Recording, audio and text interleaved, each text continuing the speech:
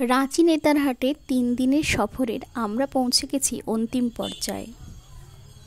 সকালের নিস্তব্ধতা কোমলতার মধ্যে দিয়ে এখন হেঁটে চলেছি। এ যেন ছোটবেলায় রং তুলি দিয়ে আঁকা একটি চিত্রপট। নেতারহাটে সকাল সকাল কোয়েলের view point, Netarhat boarding school আর ট্যালেট হাউস দেখে আমরা পরের গন্তব্যে পাড়ি দিচ্ছি। প্রবেশ করব আমরা ন্যাশপাতি বাগানে। ওই যে দূরে বাউন্ডারি দেখা যাচ্ছে, ওইটি হলো ন্যাশপাতি বাগান আর এইটি হলো প্রবেশদ্বার।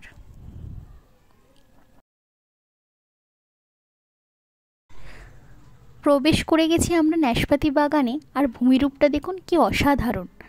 মাঝখান দিয়ে একটা রাস্তা চলে গিয়েছে আর দুপাশে অজস্র হয়ে আছে ন্যাশপাতি গাছ। রাস্তার দুপাশে বসার জন্য সিটও করা আছে। তাহলে চলুন একদম গাছের কাছ থেকে ন্যাশপাতি দেখি। ওই যে হলুদ হলুদ ছোট ছোট ফলগুলো, ওগুলোই হলো ন্যাশপাতি।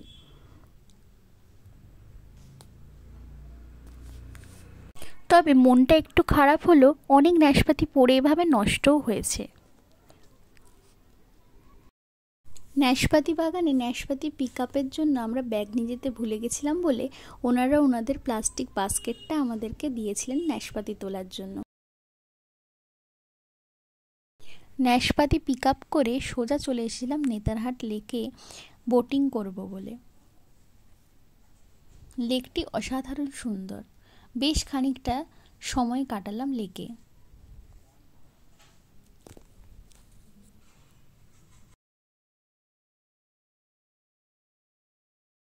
এখন সময় হয়ে গিয়েছে নেতারহাটকে গুড বাই করার। সেই চেনা রাস্তা দিয়েই আমরা এবার ফিরবো রাঁচি শহরের দিকে। তবে আমরা রাঁচি শহরে ডিরেক্ট না গিয়ে চলে গিয়েছিলাম হুন্ডরু ওয়াটারফলস, রাঁচি শহর থেকে একটু বাইরে। হুন্ডরু ওয়াটারফলস রাঁচি শহর থেকে 30 কিলোমিটার দূরে অবস্থিত।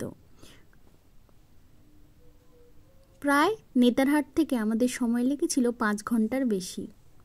গল্প করতে করতে চলেও এলাম হুন্ডরু ওয়াটারফলসের কাছে। সুবর্ণরেখা নদীটা এই জলপ্রপাতটিকে সৃষ্টি করেছে।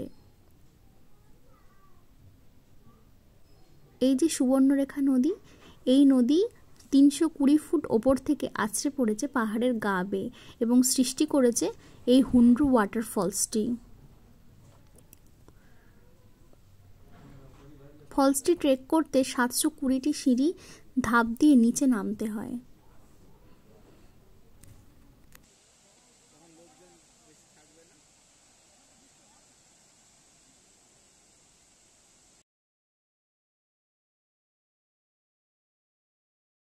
সন্ধেবেলায় রাঁচি শহরে পৌঁছে ওখানে খাওয়া দাওয়া সেরে নিলাম।